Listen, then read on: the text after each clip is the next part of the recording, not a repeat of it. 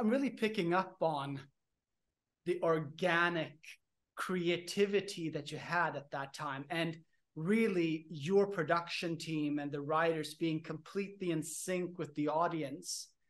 And on top of that, the prolific output, the productivity of pushing out and creating content very fast.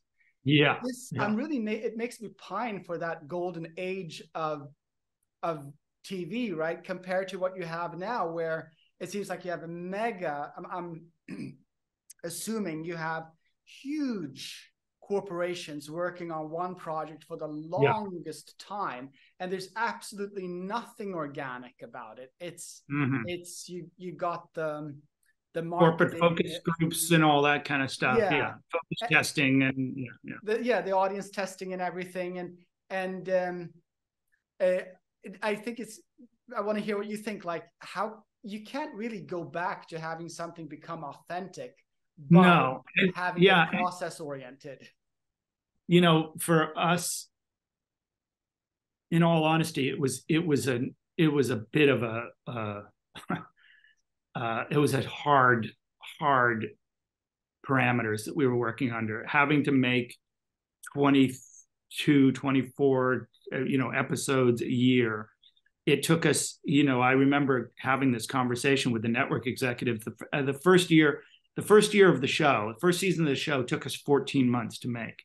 So I remember going in to talk to the network executives about this and saying, look, guys, I think we're facing a mathematical impossibility. It took us 14 months to make 1 year of television. How are we going to do this, right? And they were like, we don't care. Figure it out. This thing's a hit. So figure it out. And that constant grind of, now it would take a year and a half to make 8 episodes or 10 episodes, and you could, stretch this thing out. It was debilitating. And, I'm the first one to admit that I sort of lost the thread after, you're just so deep in the weeds. You never have a chance to sort of float above it and see which way it wants to go. The machine just eats you up. And so I don't long to go back to those days. I actually think that 10 episodes or so a year or season, the audience has spoken in a way. That's what they seem to like.